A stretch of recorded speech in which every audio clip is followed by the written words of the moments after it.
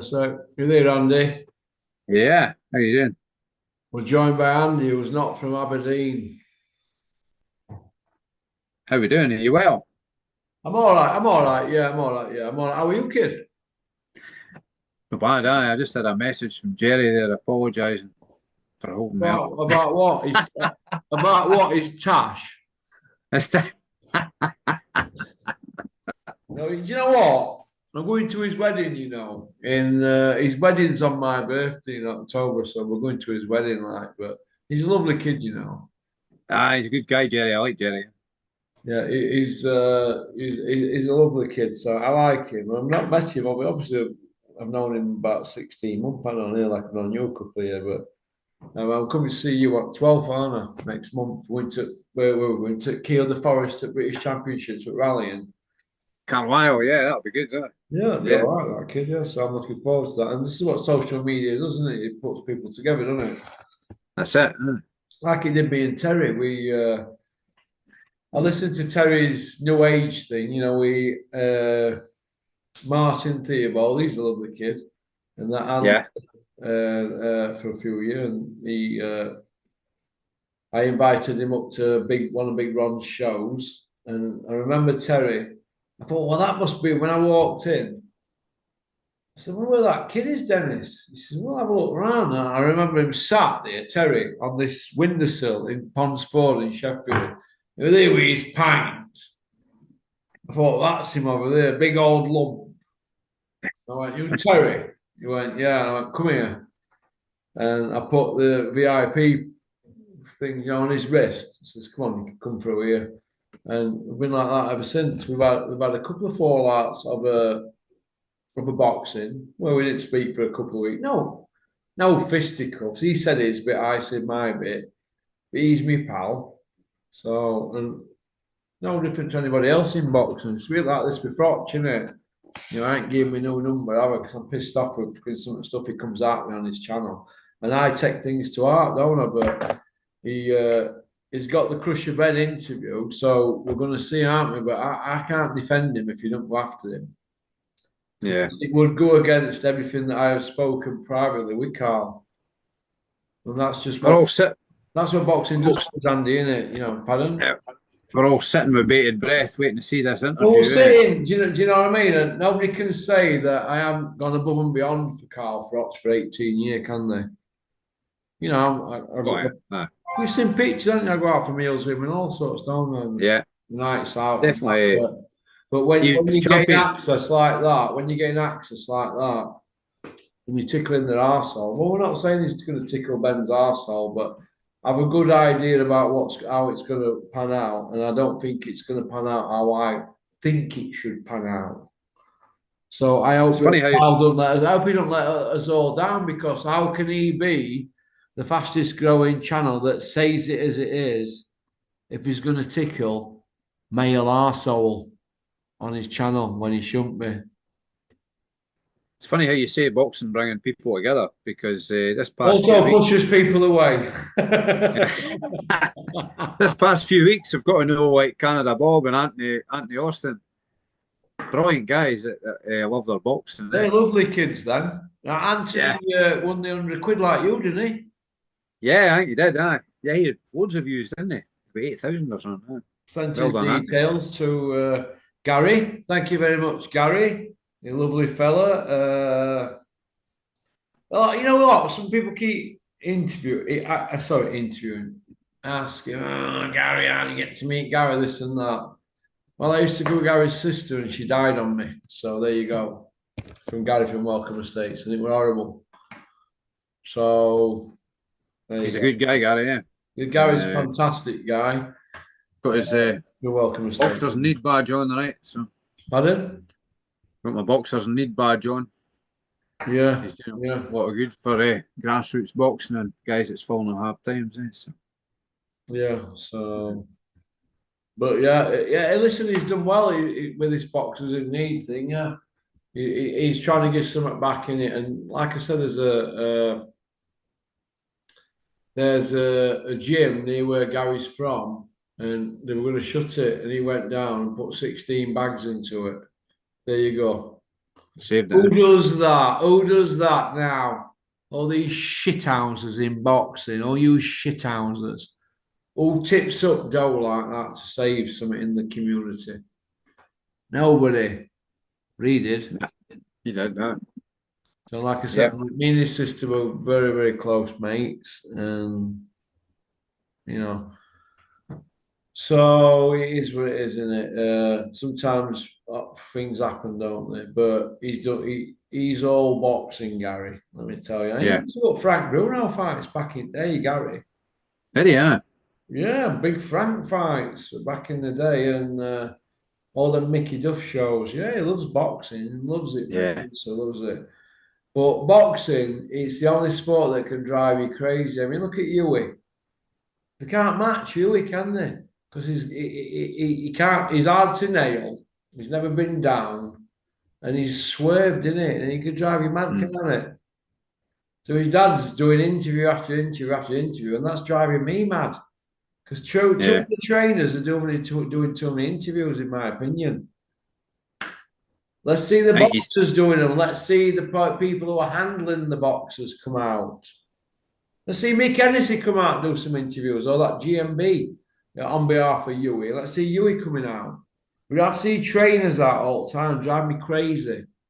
it's like Peter feels he's got to do it because nobody else is maybe doing it, eh? So I Or don't maybe know. that GMB should come out and do more, shouldn't he? Or Super Bean, whatever. Yeah. Mick Hennessy. Let's see summer because Huey's in wilderness. He just missed 3, 4 years, his best years. Mm. Oh, what we're going to be doing, digging Huey up when he's 38. Oh, still got something left in tank. What, 38? And you've been parked up 5 years. It's no good. Politics is why Huey Fury don't get dates. Politics. That's what this is. Mm. Politics. Time waits for no man, eh? So at Time least it waits. happened now. Time waits for no man, yeah. But politics, and if you're not in the clique, because what you're going to have with Huey is his dad's not going to kiss anybody's arsehole because he's got a few quid, hasn't he? So he doesn't need to kiss Yeah. arse. But if you're like a Sam Jones type character, you're like that, aren't you? Well, that's Sam what they're Jones. like, aren't they? You Sam Joneses of this world. And the Remember Lee this? Eatons and all that. Arse kissing. Sam Jones should get sponsored by Claret's. Remember them? The breath freshening sweeties. Yeah. If it were back in the That's what. day, Andy, it'd be sponsored by ABERDEEN. It'd be a steak and you just throw him on grill, wouldn't you? Sam Jones. Roast him. Sam Jones, stop with that Botox. Stop it. Botox, whatever it's called. Botox, aye. Stop it, Sam. Stop it. Stop. Stop. Stop. You weapon. Other than that, I'm all right, kid. I'm all right. Did I tell you I got Volvo MOT'd? Go through all right. You know these cocks. I'm gonna dig them up now. Kilner's tires in Rotherham. You cocks. Failed me, didn't they, on emission? I went, you are. So I went, okay. So I took it somewhere else. I got everything done. Brake discs all round, pads and shoes on all job lot. But I still let them do all the tires, full set of tires, all lot. Because I thought, well, when I take it back, I want to throw my bone. And they just put it through emission. They went, no, Porky, it's failed. I went, how can that be? So I pulled the sheet out. I said, well, that's from another garage. And that's your reading. So where are you coming from here? They went, oh, no, it failed. I said, well, just do what you've got to do. Stick some Red X in it or whatever and put it through. He went, well, we can't. We're shutting up now and you're 2 weeks up. I said, you booked me in to come back for 2 weeks, you shithousers. I went, no problem, no problem. I went to main dealers, mate, got it sorted. Do you know what I mean? Aye. And I've got the emission sheet, and it's bang on. So I've got my full MOT. And do you know what? There were about a couple of weeks left on it, so I thought Oh, I'll get 11 and a half months. They beef you up, don't they, to the last date? It's Yeah, only started from 1st of March. So I ended up with like 12 and a half month MOT on it. yeah. But it just shows you that these garages, all they want to do is lift your leg. So Kilner's tyres, don't go to them for your MOTs, but they're cheap for tyres. I Just buy tires only. think their emission machine is knackered. So it sent me crazy. I ended up going into full pork mode. A Tasmanian devil. Oh, you know what I'm like? I'm a little horror, aren't I? I don't get my own way. I'm like, hey, watch this. Excuse me. Yeah. Open door. Am I a little horror if I don't get my own way? Yeah. Am I? Yeah. Oil. I'm a little horror, man. If I don't get my own, you know what it is? You know when somebody says to me, Russell, no. My head goes, Andy. My head goes, you know when I'm told the word? No. No. No. Russell, no. Ma'am, can I have a new Casey? You know, a £5 Casey in 80s. I always used to go through them really quick because they like bubble up, don't they? They're not like a proper mitre ball, are they? Whereas, you know, Kevin, who owns Factory, where my studio is, because they're footballers, Arles, I'd be like, I want a ball like them. They were like miters, you know, that they nicked from Donny Rovers, lads. Like 30 quid a pop, aren't they? But, Mum, I'm not getting you one of them. I'll get you a Casey, 4.99. I said, yeah, but they bubble up, don't they, after 2 weeks, Mum? I don't want a Casey, I want a mitre like Kev Hall. I remember getting a ball once that was supposed to be puncture proof. It must have been the latest thing at the time, but and where I turned, it broke your toe. Me. Yeah, I'm not being funny, mate. Them cases our old man used to get me, I swear to God, mate. I used to head him and be like, I remember at school there was one ball, you know, the old fashioned thing with the with the laces and all, a proper old weather thing when it was yeah, soaking wet. Just about knock you out if you headed it. You're seeing stars. It's like fucking hell. Wouldn't be allowed that nowadays. right. Unbelievable. Right. I'm polishing off this pink gin here. Let me just say this. Let me just say this, right? Paddy Donovan and Lewis Crocker was the biggest load of horse shit I've ever seen in boxing since. Well, they say, don't they? Ring magazine say the worst ever referee's performance was Edison Miranda against Arthur Abraham won. Do you remember when Miranda broke his jaw, Abraham's? Randy Newman waved it off, held his hand up, and Big Willie Sauerland with his model wife next to him, about 50 years younger than him, jumped up and went, no, no, you can't do that. Carry on. And Arthur Abraham, poor Arthur Abraham, had to carry on, didn't he, with jaw hanging, with blood hanging out. So Randy Newman, to cover his arsehole, took 5. Every time Miranda's punched him, he took a point off him, did he? That is the worst referee's performance ever, according to the Bible. Now, I urge all you boxing fans, if you want to see a proper referee's corrupt, bent performance, go and watch Arthur Abraham versus Edison Miranda 1.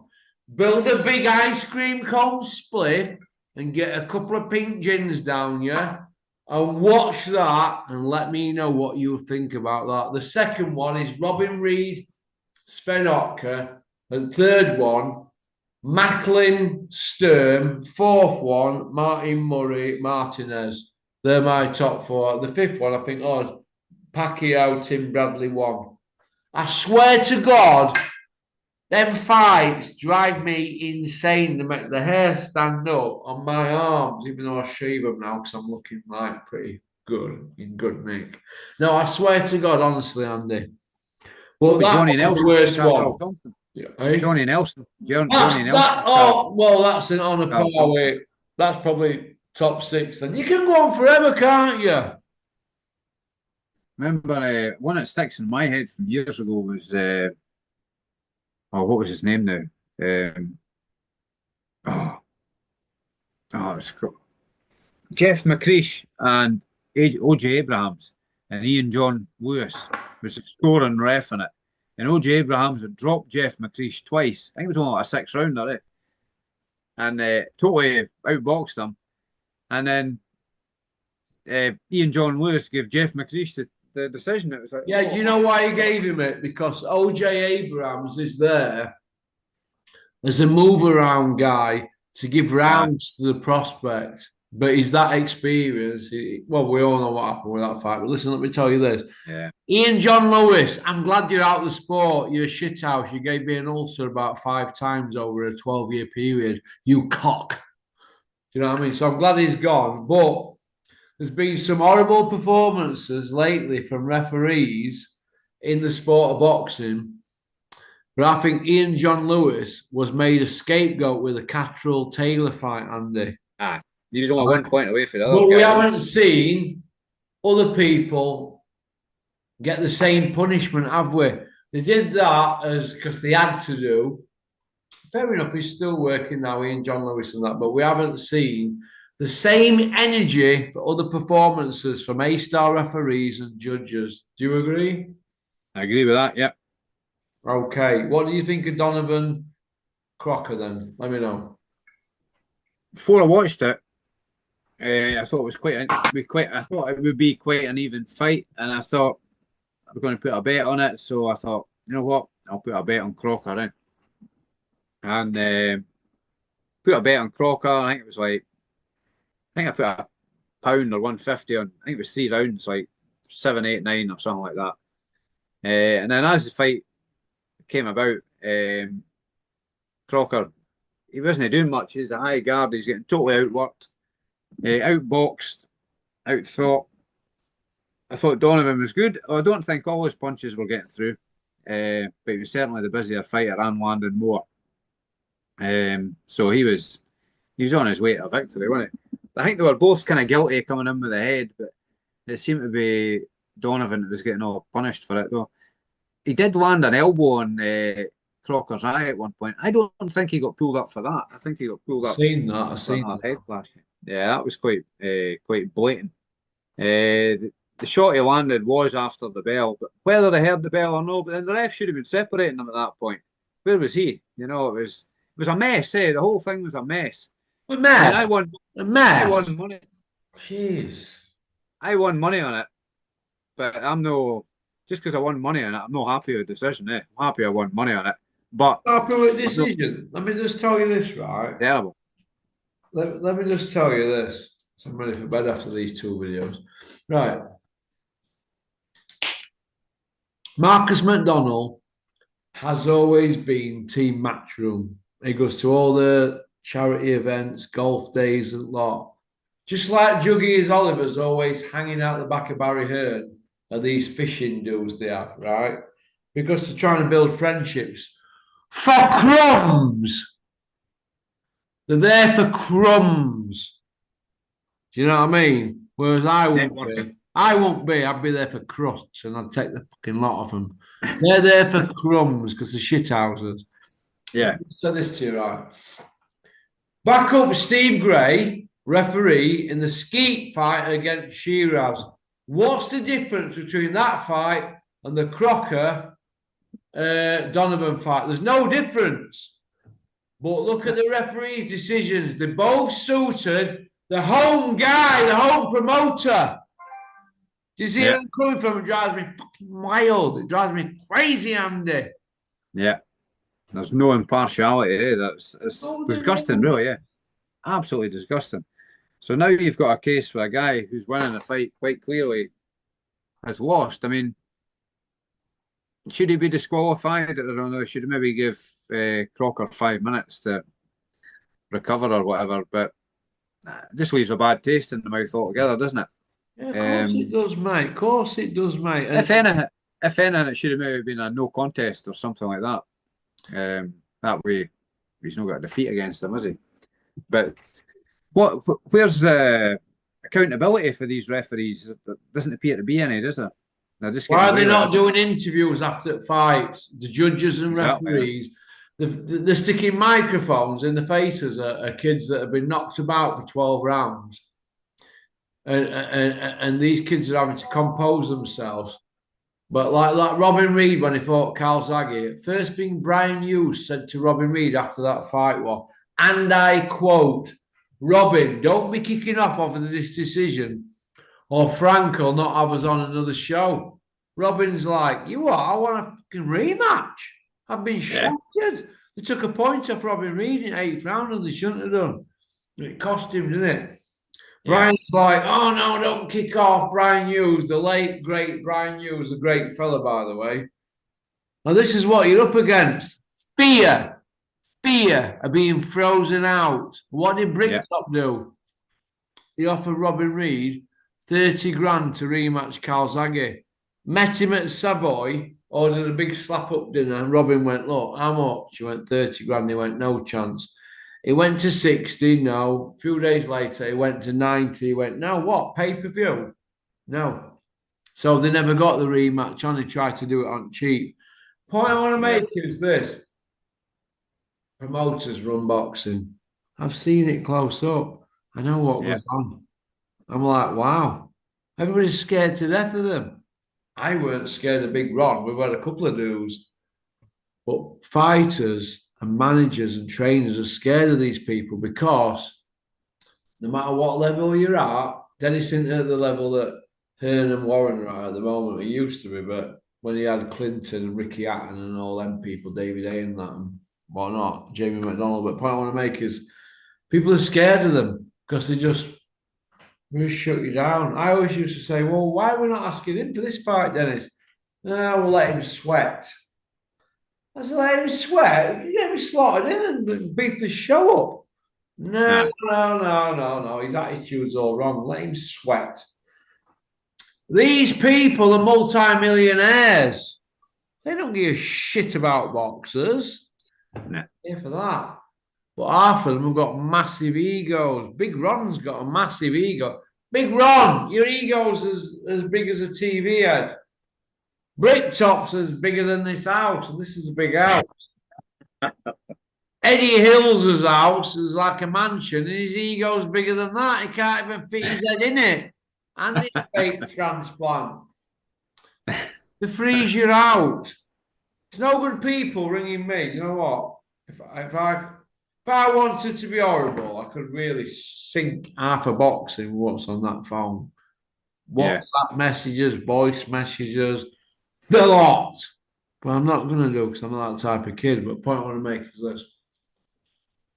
If you want to open your pie hole, you're not going to get on a show because there's only 2 games in town, isn't there? Queensbury and Matchroom. So everybody's got to get a cop there and a cop there. Well, they've got to do that. They've got to do as they're told. And that's just the fucking border control. That's before you start with trainers and managers. That's just how it is. For example, Pat Barrett grabbed on Frank Smith, didn't he, from Matchroom. Don't you come in here again while I'm taping up my fighter's hands. He kept coming into the dressing room, didn't he? What did Pat Barrett do? He grabbed on a spotty Frank Smith, didn't he? Went, boom, there you go. Launched him, didn't he, straight out of the dressing room. Good on him. Who's Zelfa Barrett with now? Joe Gallagher. Yeah. Joe Gallagher's training him. Pat's probably still managing him or doing something behind the scenes, but that's what happens. But Zelfa, after that, he got parked up, didn't he? Yeah. You see where I'm coming from? Yep. Right, there you go. There you go. Can't say too much. That's it. Pressure's on. Well, I could tell you 20 stories like that. You see where I'm coming from? This is what happened. Look at Joe G. What happened? Eddie Hills, the 7-0 Iceman from Billericay, 5 by way off, fresh, after his TKO over Adrian Mowell, aka Ben Shalom. Eddie Hills. They froze Joe Gallagher out. They were telling his stable, if you stay with Joe, there's no slots for you. There's no game for you. So what did the Smiths do? The Smiths. Ladies and gentlemen, the Smiths. They showed the loyalty, didn't they, to Joe Gallagher, didn't they? Jump ship. Oh, yeah. Didn't they? But they shot the sends it foot, didn't they? But they jumped ship, didn't they? Do you know why? Pound notes. Old man were pulling strings, wasn't he? Popeye the Sailor Man, the father. But the bottom line is this. When Joe were riding high, delivering for him, hanging out the back of him. You see where I'm coming from? Yep. Shower of shit. It's a cesspit. It's a disease, boxing. And I'm the cure. Because I tell it straight. I tell it straight, Andy. Why tells it straight like me? No fucker tells it like I do. And who's going to bother me? What they're going to do is stick it on me because I'll stick it back on them. Because I can have a little doof. I'm a little fella, aren't I? 5'8", 11'6". I'm not frightened of any of them. I ain't bothered. I'm pretty fearless. But what they're going to do, fill me in for telling truth. You look a bit sad, wouldn't you, filling me in for telling truth? Especially if I find out where you live. You're in a lot of bother. They can't handle the truth, then.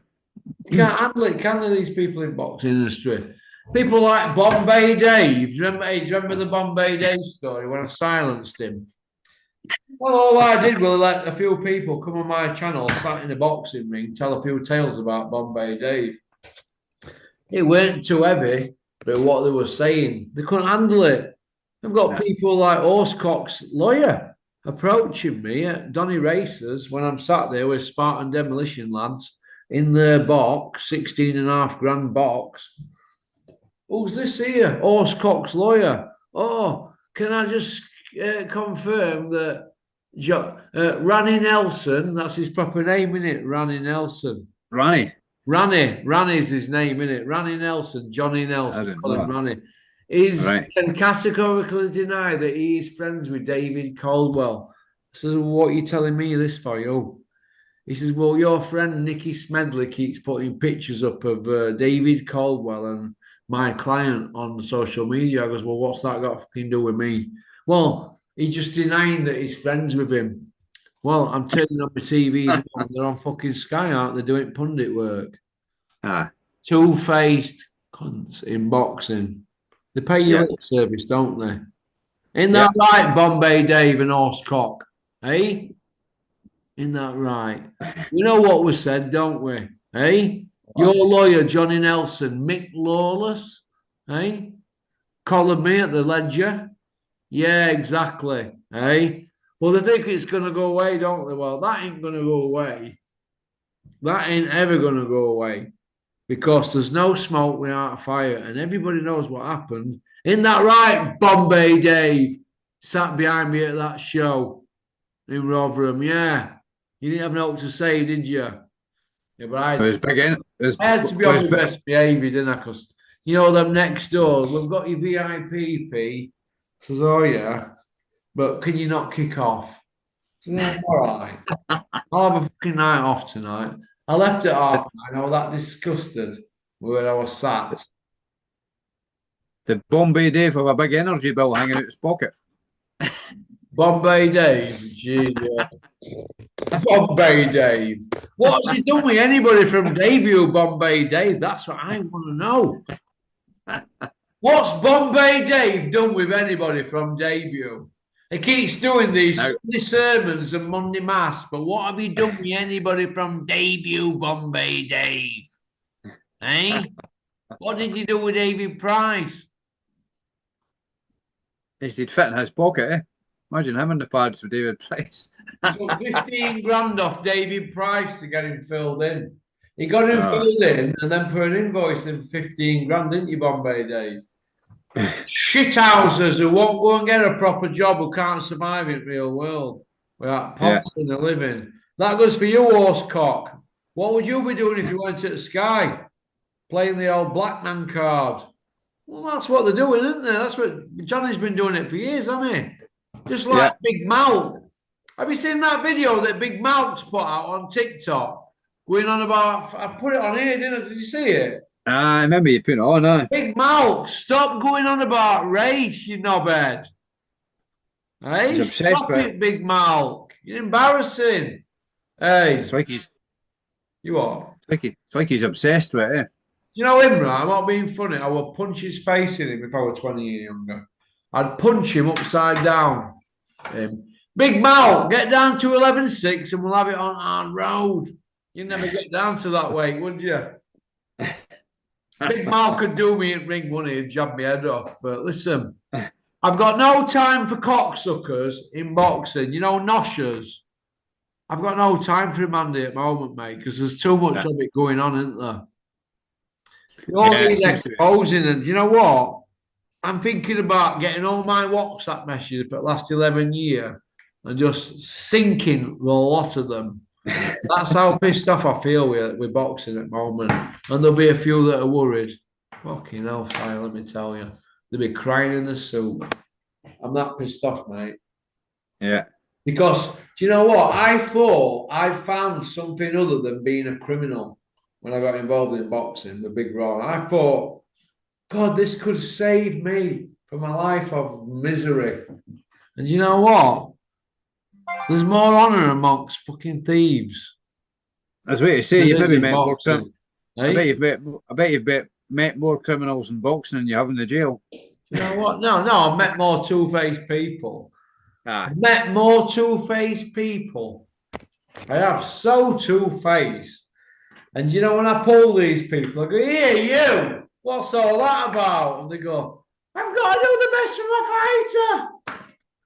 Going to go on to part 2, Andy. Well, let Rick proper. Just give me 5 and away. I've sent you a couple of things through presents. Make it 55 minutes past then, yeah? Okay. 21, mate, that's 7 minutes. Good man. Cheers, mate. Yeah. Thanks for liking and subscribing and leaving a comment. Booyaka.